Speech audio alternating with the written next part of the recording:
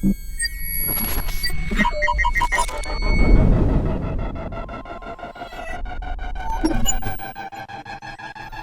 Broadside, baby.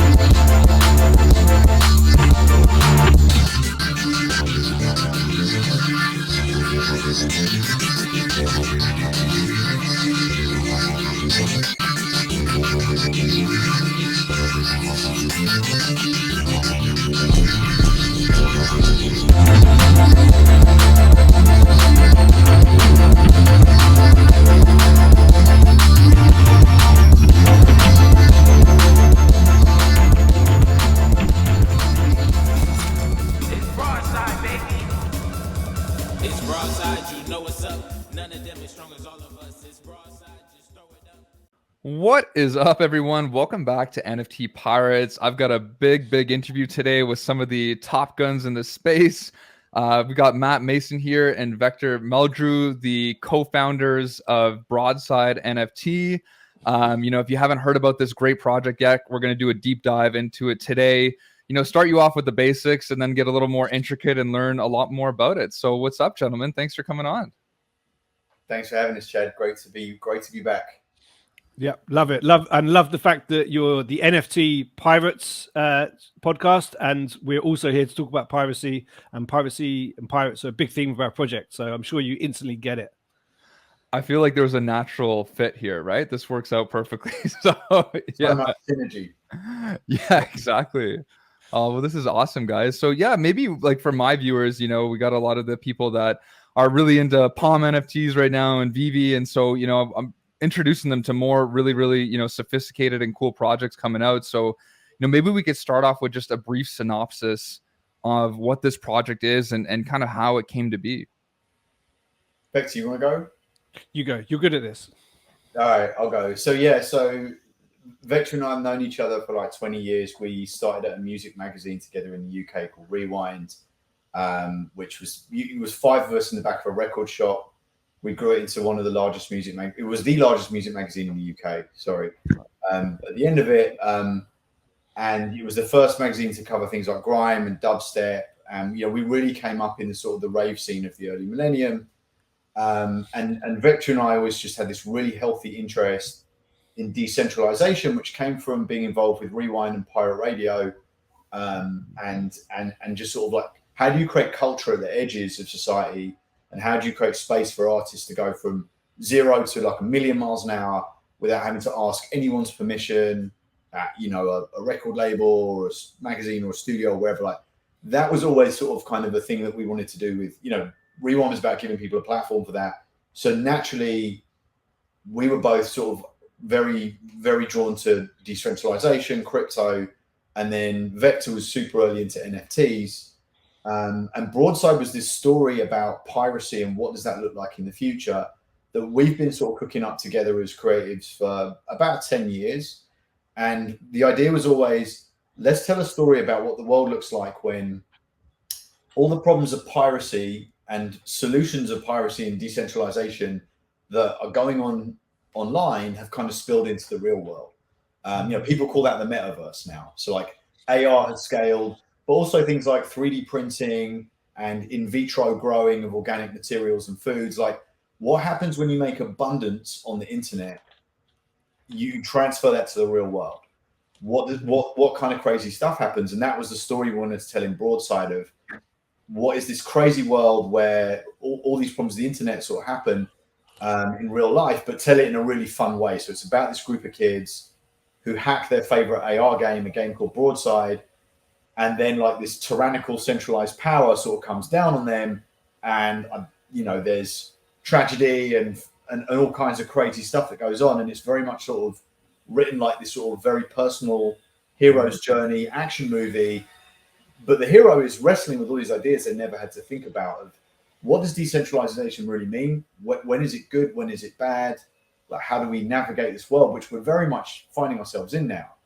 And we were always developing this as, it started as kind of a book, and then it was in development at DreamWorks as a script, and then DreamWorks sort of said to us, well, like, this is a $300 million movie, and neither of you guys are James Cameron. And also, what the hell is a decentralized hero? Like, how do we don't know how to do that. So it kept sort of, it was in turnaround at a bunch of studios, and it was just this project that we were both, like, Vector and I, we've always just jammed on creative projects together. We've sold TV shows together. We've done a lot of other stuff. And we're just sort of like brothers who like work on shit together for fun. And we've got a bunch of projects in the drawer that we think are never, it's never going to work. But Vector and a few other people who read Broadside just always were hitting us and saying, when you're doing Broadside, you have to do it. Well, that's never going to happen. It's too complicated. And then when NFTs hit, Vector started to really blow up as a crypto artist. His, auction work at Bonhams, Nifty Gateway, Super Rare, just doing really well globally and making amazing art in the scene. And Vector sort of hit me and said, well, this is how we do Broadside. Like, we can do a cast of decentralized thousands of characters. Like, blockchain is the thing we've been waiting for. So, oh yeah, wow. This is the right thing. And we started talking about it early, and then Vector sort of blew up, and I obviously joined Palm, and Palm's been blowing up. We're both like, all right, we're busy. Like, we will do Broadside, but not yet. And then it was like April, May this year when we really started seeing crypto winter sort of biting. Mm-hmm. Vector said, this is when we do Broadside. We're going to make way less money than if we'd done it last year, but we're going to get the right people in here. We're going to get this community that cares about storytelling, that wants to be with us on this journey, that we can actually build a decentralized story world with, rather than a bunch of flippers looking for the next Bored Ape or Doodle or whatever. Like, this is when we can actually get this community that's, everyone else is gone. This is the best time to build. And I was like, yeah, you're absolutely right. And so, so basically we haven't slept for the last 2 months, and OpenSea just announced that we're partnering together today, and we've got 20,000 people waiting to jump into Broadside. So it's just been an amazing journey. Oh my God, that is so powerful, Matt.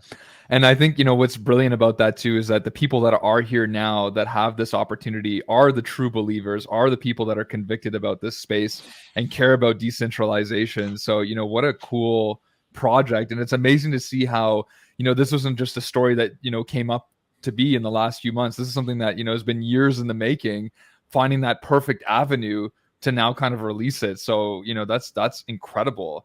And what is the mint look like? Like, how many NFTs are involved, and what does that look like on that side? Vector, you got to say something, man. The thing is, I'm Matt. I love hearing you talk. You're a good storyteller, and you're like a runaway train with this stuff. You're very natural. So I just sit here. I love seeing you talk with no teeth. That's what it is. I just want to see you talk with no teeth. Okay, I'll say it with no teeth. There are 7,290 Broadsiders. If you're engaged in the Broadside community, you know that number has a meaning. It has a meaning in terms of the story. It has a meaning in terms of a few other things that often get revealed in our alpha Twitter spaces that we run in a kind of pirate radio style.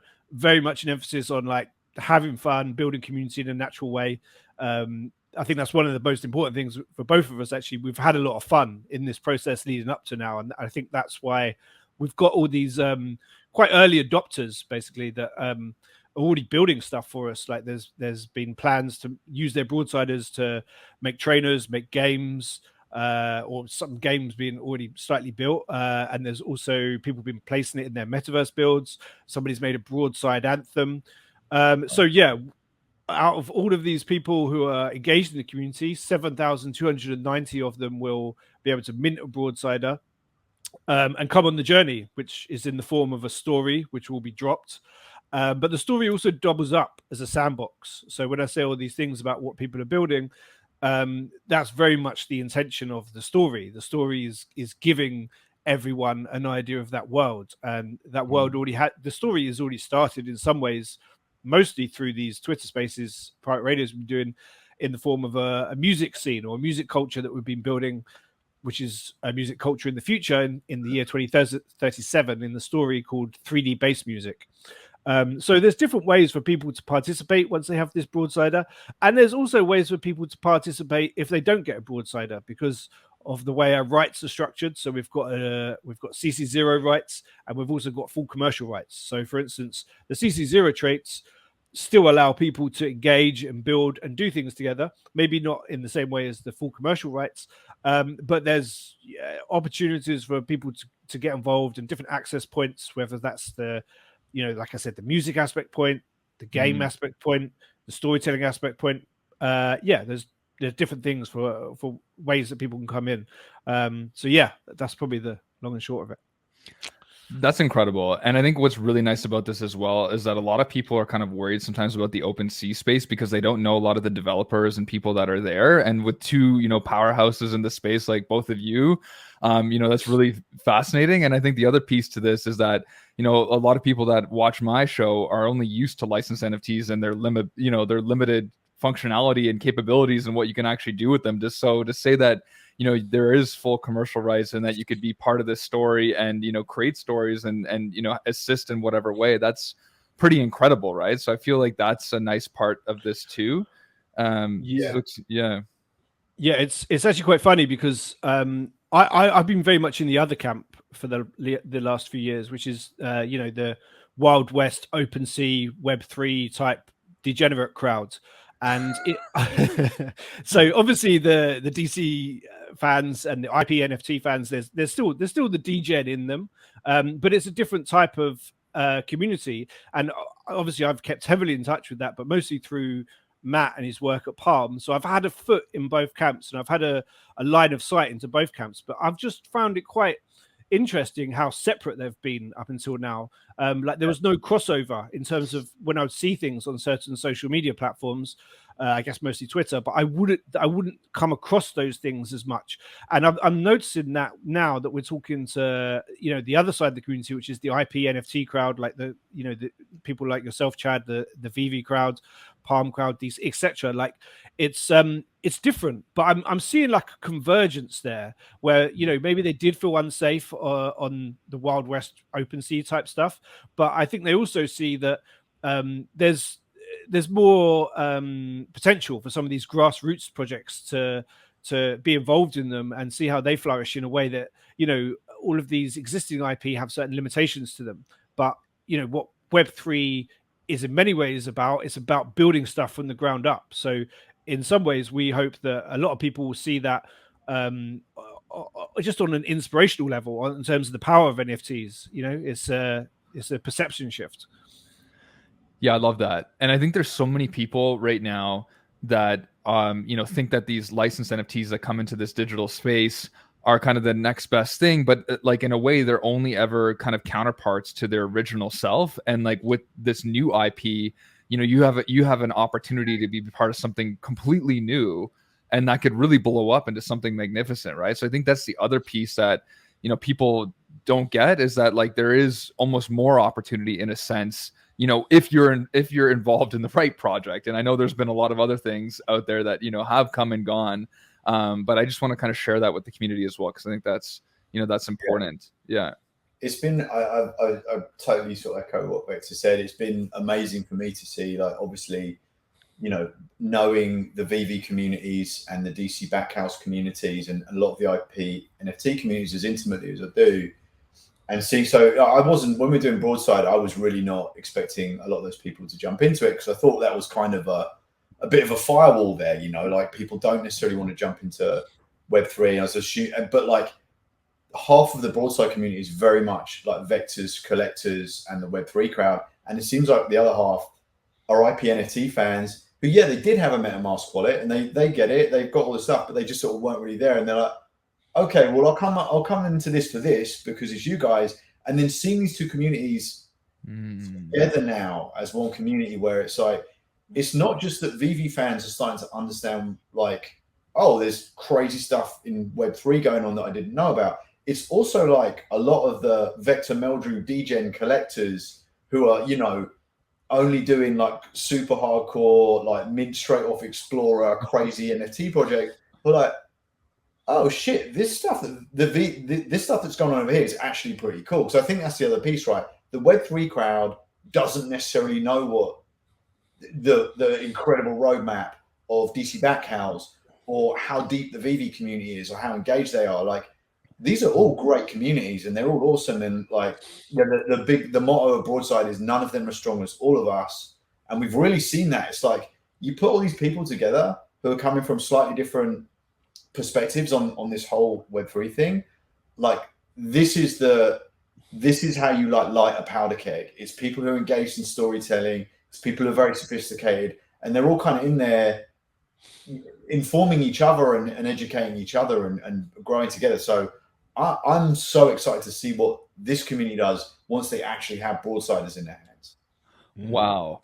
That was so beautifully stated. It's like the perfect bridge right now. You know, it's almost as if we finally kind of been connecting through the two states of the world, because it seems before that, you know, people are very one-sided on one way or the other. And now like people are seeing, you know, the benefits of each. And I love what you say about like the diversity and being inclusive and having like everybody kind of be represented, because, you know, like some people will be like, oh, this is how we can make these NFTs more valuable with, and then, you know, maybe you could tell us about interoperability. So I love that connection. And how does it work in terms of like the rarity? Is it like, you know, these 7,200 NFTs are just minted and they're all kind of the same, or there's some that are kind of, you know, more rare than others, or how does that all work? Yeah, there's definitely rarity, because you know, I feel that that's something really important in any good collection. So we've definitely structured our rarity in terms of like common, uncommon, legendary, rares. We've also got one of one CryptoPunk that we licensed. Again, a nod to that kind of traditional Web3 crowd. We wanted to make sure that CryptoPunks were there. CryptoPunks had a place in the future in 2037, because that's also a big part of it. The other way the collection is split in terms of rarity, again, another dimension on top of the one I just laid out with the rare, uncommon, etc. But another dimension on top of that is the CC0 full commercial rights. That's baked in as a rarity level. So that's in two camps. That there will be more full commercial rights than CC0, but again, it's just something new that hasn't been explored yet in rarity traits. And then just, I guess, more on a basic level, when I talk about the common, uncommons, etc., the main differentiator would be the style of the Broadsider. I'd say the more rare is probably they have more battle armor. They might have a more detailed helmet, or they might have more body armor. And then that gets, you know, into the upper echelons of the rarity, the really rare ones. It's just, I guess, stylistically, they become more detailed and also more scarce in terms of numbers. So, I mean, this is definitely something like we're both really interested in. But I would also say all Broadsiders are rare. Every Broadside is rare. Right. So that's important. Yeah. And it's already a pretty limited collection, you know, as is. I mean, we got people used to 10,000 edition plus numbers on the daily. So, I mean, this is already pretty special in a sense of just, you know, because you guys probably could have made this a 50,000, you know, edition collection if you wanted to, right? So, I mean, it's kind of nice that you've put it into that 7,200 as well. Yeah. Vector's been like, I just got to say this to his face. He's been doing too much, honestly. Just been a little bit extra about it all. So he hand drew 3,000 trades, which gives you a total the possible combinations of Broadsiders for this 7,290 collection was 201 billion. Like that's I was like, this is too many.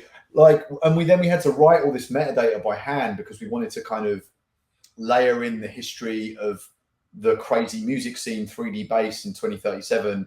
We wanted to sort of like, where did that come from? It came from house and dubstep and grind up music, such a big part of it. So your Broadsider might be wearing Markham Roller Rink camo. And you'd be like, okay, what the fuck is Markham Roller Rink? And then you Google it and it's like, oh, that's where DJ Rashad started playing, who was the pioneer of the footwork scene in Chicago. I didn't know that. And like, maybe you don't care and maybe you'll never look at the metadata, but we care. Like, we were like, it has to be like the history of all the things that were special to us and why this music scene changed the world in 2037. We're going to put it all in here. And then like, I got to just tell you, like, I need to tell someone, I need to vent about this. Like, my world's been a nightmare for the last couple of weeks because like, it's like midnight and we're like just getting off the email. Like the Palm day job is stopping and I'm just getting off the emails at OpenSea and I put my kids to bed and I think I can finally get some sleep. And then I'll get Discord message from Vector, which is like, oh, look, here's another Dropbox link of fucking awesome rare ones, and they're all different. And now you have to stay up all night thinking about new obscure rave venues to tie into this new camo. Oh, shit. They look amazing, and I can't. It's just been so we did it. But yeah, this project is just, there's too much going on, and that's the whole aesthetic of it. Everything's louder than everything else. Yeah, sorry, I did get really carried away. Like I said at the start, we do care about Rarity, so we cared a bit too much. So yeah, they're really rare. They're all rare. Wow, that is such a cool story, man. I mean, I love the passion that you guys have for it. I can see it, you know, right through you guys, man. And like, and can we explain what like the full commercial rights mean for somebody? Like, if you were to get that, like, what does that actually mean? Like, yeah. That's definitely, I know that's a new thing to a lot of people. So if you know, we've seen collections in the past. There's sort of been two different schools of thought on how to give people the rights to an NFT. If you look at things like Doodles or Bored Apes, they've been experimenting with the full commercial rights model, where it's like, okay, well, if you buy this ape or this doodle, you and only you can actually exploit the rights to that in various ways. And then the rights are different for, you know, it depends on the contract, what you can do with it. With Doodles, you can do, you know, what if you make $100,000 or less, it's okay. But if you start to make $100,000 or more, if you were making T-shirts of your doodle, or you put your doodle in a video game or whatever, then Doodles wants you to go and talk to them. And Bored Apes has got a slightly different model. So we were seeing this go on, and we're seeing people opening Bored Ape restaurants and doing fun things with their doodles, and or you know, a lot of other collections too doing this. We're like, okay, that's really cool.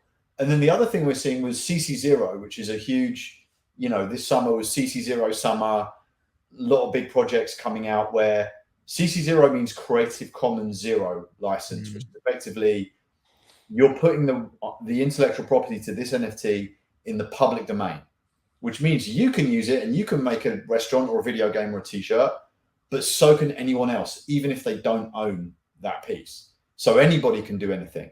And that's really cool, because then anybody does anything, right? If you look at Xcopy, made all of his stuff CC0. You've got projects like Cryptodes that have done really well, Nouns, Goblin Town, Moonbirds, where because they're CC0, anybody can use these images. And the more people that use them, the more iconic those images become. And so then it's like, okay, well, now this is a prominent and known collection because anybody can use it. That's really cool too. So Vector and I were like sitting down thinking, shit, what are we going to do? Because we love both of these ideas. And then at the same time, before Xcopy made all of his work CC0, which was really sort of the thing that one of the things that kickstarted CC0 summer this year, Xcopy and Vector and friends, and he'd given us the blessing to use his work in Broadside in this way. And so we were already developing with using his art. And then a few other really prominent crypto artists that Vector is friendly with: Christy Glass, Eclectic Method, Robness, OSF Rex guy.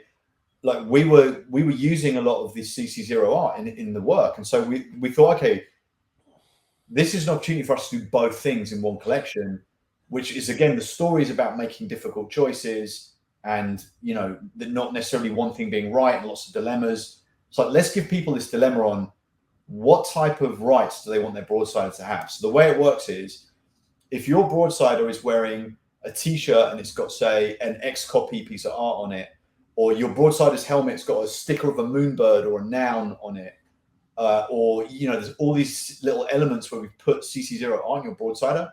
If your broadsider has a CC0 piece of art on it, your broadsider is a CC0 broadsider, meaning you can do whatever you like with it, but so can anyone else.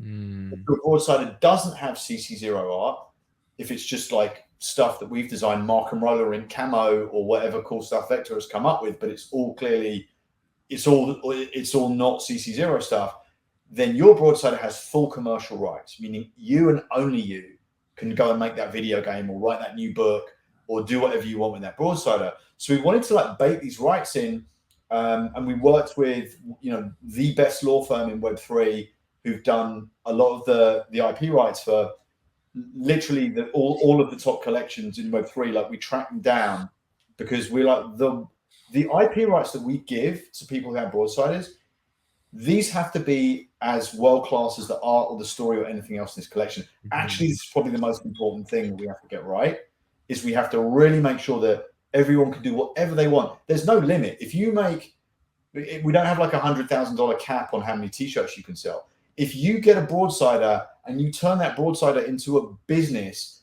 that is worth more collectively than everything else everyone, including me and Vector, does with Broadside, that's a win for us. Like, we wrote the contract that way, and we made sure that we worked with a team that could deliver that contract so you can do whatever you want.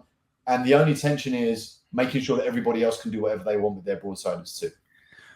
Unbelievable. What a cool breakdown. And I love how there's the two facets as well. So, I mean, if you get one, you might want to buy the other, or maybe you have a preference. So that is so cool. And so if I get one of these things, you know, potentially if I get the one with the full commercial rights, I could include that into the NFT Pirates brand. I could throw that up on my banner. I could sell t-shirts with it on. Like, that's just crazy, right? And I think like that's the piece of this that people are still not understanding, that are part of the licensed community, is that, like, you know, you couldn't do that with, you know, for instance, like a Spider-Man or something like that, because those, you know, those rights are owned by obviously Marvel, right? So I think that's just a really, really cool piece of this, and what added complexity on top of all the other Rarity traits. And, you know, so this seems like a fantastic opportunity here, guys. And when does like the mint start? Like, are the people already whitelisted? Are there still some left? Like, how does that look right now?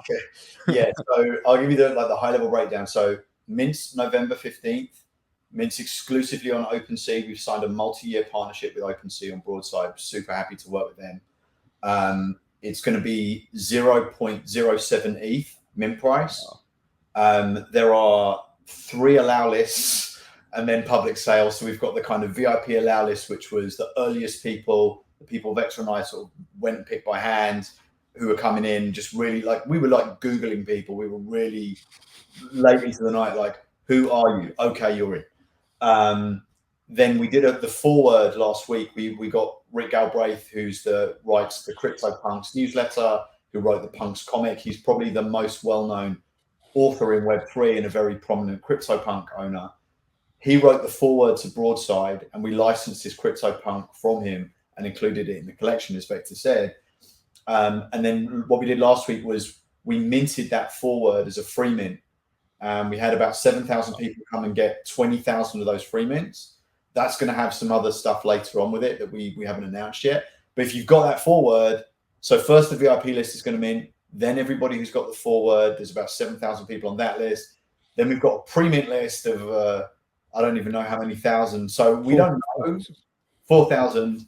But with the pre-mint list, there's a lot of bots in there. It was 20,000 and we just kept cutting the bots out. There's been so many bots. And then, so public sale you've got sort of the 3-hour windows that starts 12 p.m. Eastern on the 15th, and then public sale will be 3 p.m. Eastern. So do I still have a chance then, or what was that? I feel like there's a lot of good. There's already a lot of people interested. So yeah. So how many do you think anticipate might be left at around that 3 p.m. mark? We don't know. I haven't, like, literally sort of during the course of this interview, OpenSea announced that they're partnering with us, and we got like 1,000 video views in 44 seconds was the last Slack message I saw from them. But so it's like, all right, like it's getting crazy, but you know, like, this is phase 1 of Broadside. This is the first thing we're doing. There's a multi-year roadmap here. There's other stuff, and we wanted 20,000 free mints out there for a good reason. And the accessibility of this world is, you know, this isn't a one and done thing. There'll be lots of chances to participate in Broadside. And we know your reputation as well. So we know that there's going to be, you know, a lot of great opportunities going forward and a lot of things coming with those opportunities. So, you know, I think I'm going to try to have this video up sooner rather than later so that other people can tune in before it does blow up too much. But this is really, really exciting, guys. And you know, before I let you go, is there anything else that you'd want to share about this project that you feel is super important? Did we talk about the NFTs we're going to drop once you've got a Broadside, or I don't know if we did? No. We touched on it briefly, but go on. Yeah, this is kind of the whole thing. So Broadside's a story, right? And we've been writing it for 10 years and developing it. So you're going to get your Broadsider on the 15th. You'll mint your Broadsider, and it will come with a name. It won't be your name. It will be another name. But let's say, for the sake of argument, your Broadsider is called Chad. So you got Chad, your Broadsider. The next week, we're going to drop, not the next week, shortly after. We're still working out the timeline, but it will be, a couple of weeks at the most. We will drop you episode 1 of Broadside. And that's going to be an NFT that you'll be able to plug into an e-reader, and then you'll be able to read the first chapter of Broadside, which is about your character. So the first sentence you will read is, Chad stared into the mouth of the machine, not wanting to think about the consequences, which is the first line of Broadside. But if Vector's reading his one, it'll say, Vector stared into the mouth of the machine, and so on and so forth. So 7,290 people are going to be having this collective experience where they're reading about this decentralized hero. We're going to keep dropping new chapters to you every week. These will be essentially sort of free mints. You'll pay gas, which is super low right now, but that's it. And you'll just get these 11 chapters. We're also going to drop some other in-world artifacts along the way in some fun and crazy ways, which Vector's got a history of doing. Once you've got all of the artifacts and the chapters and the foreword, you'll be able to merge and burn all of these things into a one-of-one NFT book with your Broadsider Chad on the front cover, and it will be the Chad edition of Broadside with its own ISBN number. You'll be able to distribute copies of that, print them. You'll be able to sell them through Amazon. And the idea is, if we get 7,000 or so people all listing their version of Broadside on Amazon on the same day, maybe we can DDoS attack the New York Times bestseller list and thrust this story about decentralization right into the mainstream and say, look, this is important. This isn't just people flipping JPEGs. This is a really, really amazing new way to do creativity. And so, and all of this is just phase 1 of Broadside, all of this stuff. The stuff we're working on next is even more fun, but we can't talk about that yet. Holy shit, man. Sign me up. I haven't stopped smiling in the last 5 minutes. So, I mean, it's just crazy. The utility, the story, everything that you're sharing, the drops, so, I mean, it's just really exciting. And I think, the whole story of decentralization is why most of us are here to begin with. I live in Canada just as an off thing, and it's been tough, right? These past few years, I've seen how much, I mean, for the right or wrong reasons, whatever you believe, but I just see how quickly, government can control us and how quickly you can lose access to things and everything. So I think, it is an important story where, your voice is heard. And I think that you guys really captured that really, really well. So to all the viewers here, thank you so much for watching. Definitely make sure to follow Matt and Vector and Broadside NFT and see if you can get into that minting process. There may not be too many left, but I think, nonetheless, you could still be part of the story and, even future runs as well. But at least you're, hearing about this, better late than never. I should have got Matt in a month ago. I think I was hearing about Broadside NFT, and I just didn't realize how great this project was. But yeah, it means a lot that you guys came here today and, willing to share this with the space. And yeah, thank you so much. No, thank you for having us, Chad. It means a lot. We've got so many people from this community, your community in here already. Love it. So thank you, everyone. Thanks, guys. Thank you, Chad. Yeah, it's been great. Thanks so much, man.